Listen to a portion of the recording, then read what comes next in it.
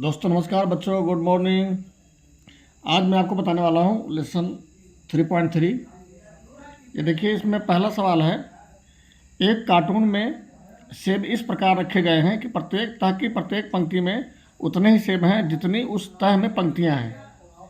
यदि तहों की कुल संख्या पंक्तियों की संख्या के समान हो तथा कार्टून में कुल 2744 सेब रखे गए हों तो प्रत्येक तह में कितने सेब रखे गए हैं। ठीक है। दूसरा सवाल है, एक पेटी में 729 नाशपातियाँ घन के रूप में सजाकर रखी गई हैं। ज्ञात कीजिए कि पेटी में नाशपाती की कितनी तहें हैं। और तीसरा सवाल इसमें है, एक संदूक में चाक के डिब्बे घन के रूप में रखे गए हैं। यदि कुल डिब्बों की संख्या 3375 हो तो संदूक में डिब्बों की कितनी तहें हैं। इसमें एक सवाल और है। कुल 4 सवाल हैं और चारों सवाल मैं आपको बताऊंगा। तो शुरू करते हैं। पहला सवाल, तो पहला सवाल आप देख सकते हैं यहाँ पे, एक कार्टून में सेब इस प्रकार रखे गए हैं कि प्रत्येक तह की प्रत्येक पंक्ति में उतने ही सेब हैं जितनी उस तह में पंक्तियाँ हैं। यदि तहों की कुल संख्या पंक्तियों की संख्या के समान हो। देखिए, सवाल लगाने से पहले हमेशा क्वेश्चन को ध्यान से पढ़ना चाहिए, उसको समझना चाहिए क्या कह रहा है, उसके बाद उत्तर के बारे में विचार करना चाहिए। ठीक है। तो इस टाइप का जो भी आपका सवाल होगा तो उसमें आपको क्या करना है, घनमूल निकालना है। देखिए, यहाँ पूछ रहा है प्रत्येक तह में कितने कितने सेब रखे गए हैं। तो आपको ये लगाना क्या है, कैसे लिखना है। देखिए, पहला सवाल आपका आंसर पहले का है तो लिखेंगे प्रत्येक तह में प्रत्येक तह में रखे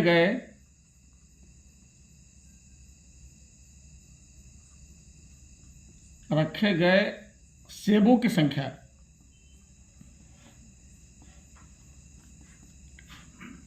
प्रत्येक तह में रखे गए सेबों की संख्या बराबर 2744 है।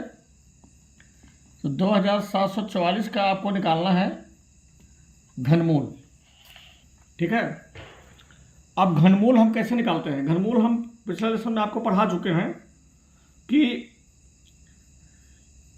किसी एक संख्या को अगर हम 3 बार गुणा करें, एक ही संख्या को 3 बार गुणा करें तो जिसका हम घनमूल निकाल रहे हैं वह संख्या आ जाना चाहिए। तो अब ये 2744 है। अब ऐसे तो हमें पता नहीं है कि कौन सी संख्या है जिसको हम 3 बार गुना करेंगे तो 2744 आ जाएगा। तो इसके लिए हमें क्या करना पड़ेगा, 2744 का हमें अभाज्य गुणनखंड निकालना पड़ेगा। तो इसको निकाल लीजिए, यहाँ पर लिखिए अभाज्य गुणनखंड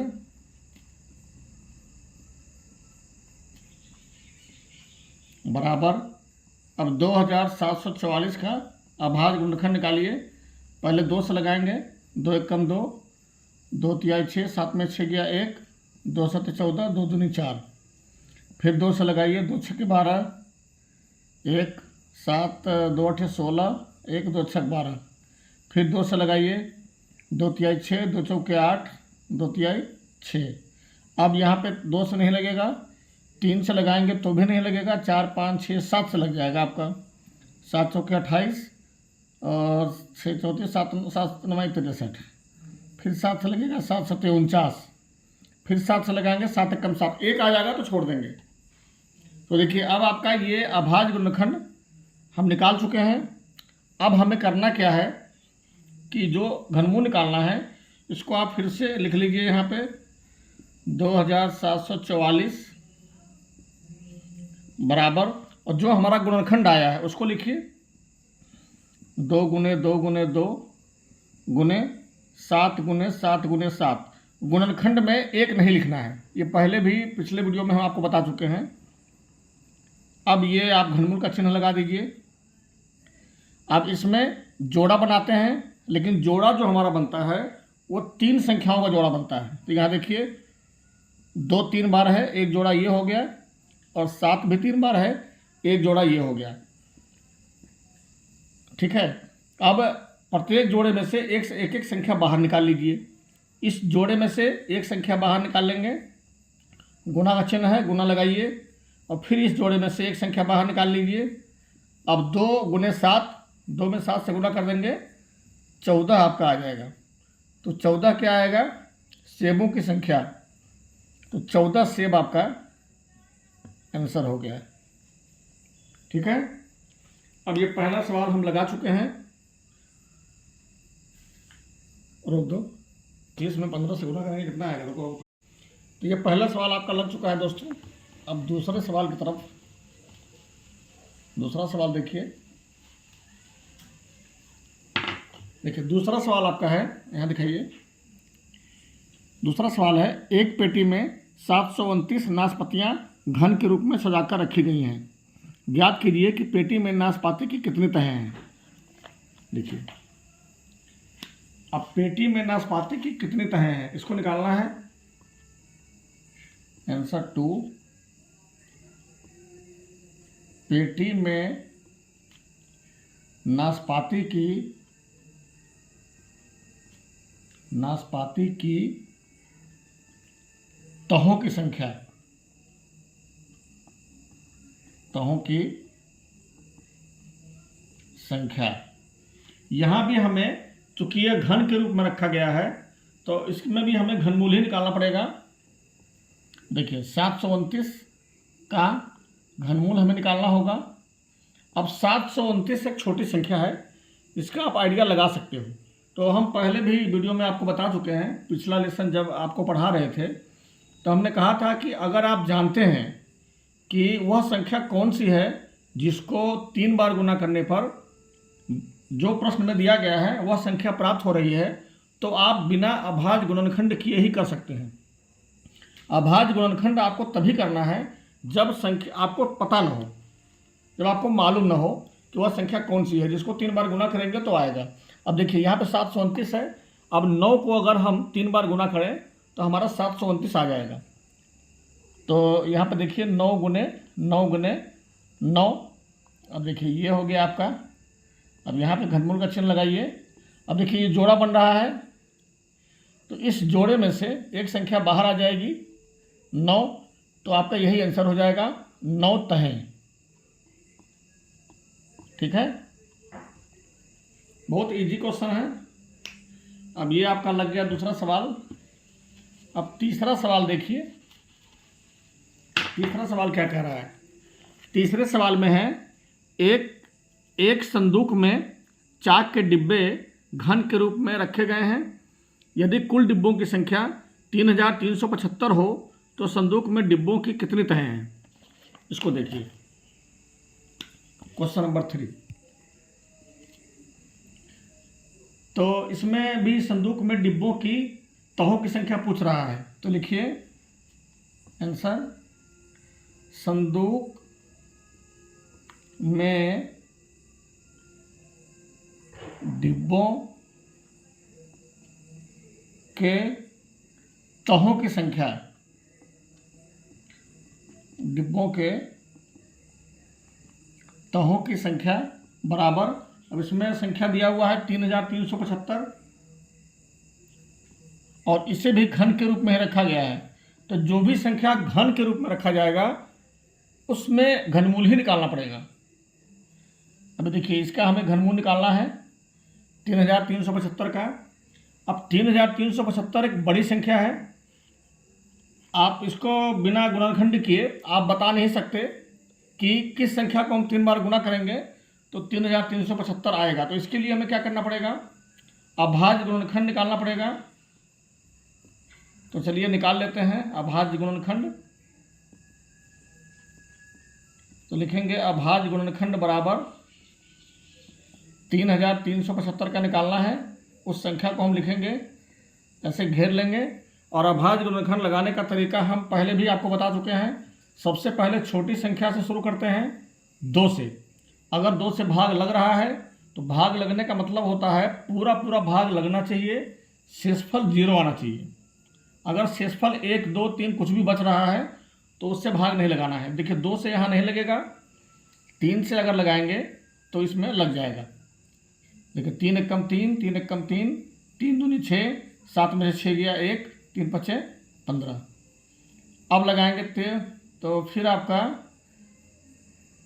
3 से फिर लग जाएगा, 3 त्रिका 9, 11 में से 9 गया 2, 22, 3 सत्ते 21, 3 पचे 15।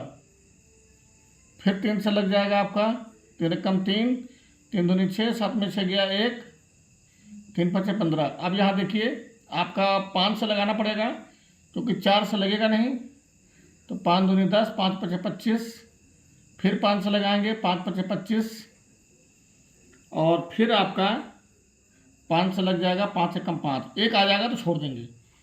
अब लिखिए, इसलिए 3375 का घनमूल कैसे निकाल लेंगे हम लोग, देख लीजिए। जो जो संख्या आया है उसको गुना के रूप में यहाँ लिखिए, 3 गुने 3 गुने 3 गुने 5 गुने 5 गुने 5। अब इस पर घनमूल का चिन्ह लगाइए। फिर देखिए ये आपका जोड़ा बनाना है, तो 3 संख्याओं का जोड़ा बनेगा। ये देखिए 3 इसमें 3 बार है, यहाँ 5 3 बार है, 2 जोड़ा बन गया। और प्रत्येक जोड़े में से एक एक संख्या बाहर निकालेंगे, इसमें से एक संख्या बाहर निकालिए, गुना का चिन्ह है, गुना लगाइए, और इस जोड़े में से एक संख्या बाहर निकालिए। अब आपका आ गया 3 पचे 15। तो 15 क्या आया, तहों की संख्या, तो यहाँ लिखेंगे 15 तहें। हमेशा ध्यान रखिएगा, उत्तर जब भी लिखिए तो जो पूछ रहा है प्रश्न में उसके बारे में आपको लास्ट में ज़रूर लिखना है कि आंसर में क्या आया आपका। अब ये आपका आंसर हो गया 15 तहें। अब इस लेसन का अंतिम सवाल मैं आपको बताता हूँ।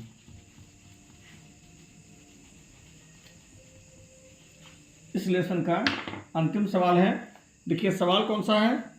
एक शोरूम में कांच के रंगीन घन एक दूसरे से सटाकर इस प्रकार रखे गए हैं कि वे एक बड़े घन का आकार ले लेते हैं। यदि इस प्रकार रखे गए रंगीन घनों की कुल संख्या 343 हो तो ज्ञात कीजिए कि रंगीन घनों की कितनी तहों से उक्त आकृति बनी है। इसमें भी हमको सेम वैसे ही करना है।